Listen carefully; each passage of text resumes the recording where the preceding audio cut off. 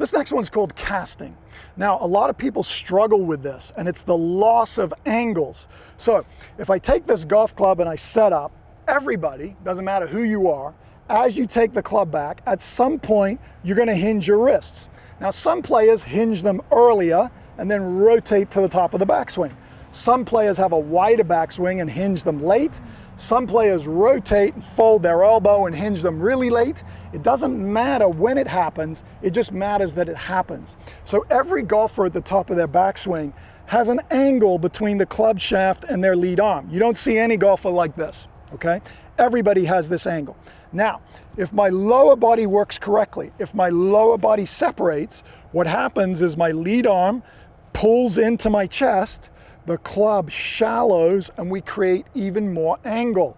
So you'll notice the best players in the world, the lower body works beautifully, the club gets a little bit narrower on the downswing as they create more angle.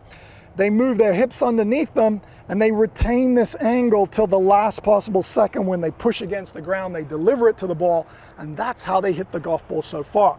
So a lot of players at impact are creating a forward-leaning shaft.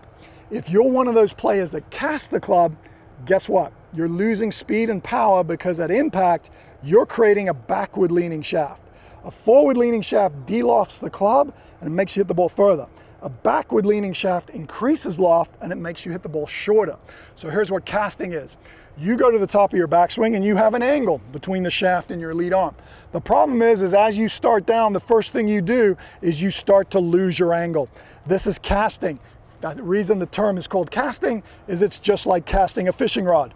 So basically I go to the top of my backswing, you start to lose your angles and you get into this position which is extremely weak. All you can do from here is push with your trail side.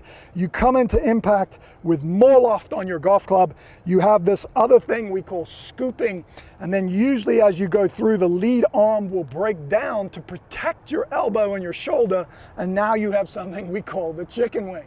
So casting can cause scooping, can cause a chicken wing. So if you've been told by your instructor that you have one of those or all of those, it starts from here, and that's because your lower body isn't working effectively.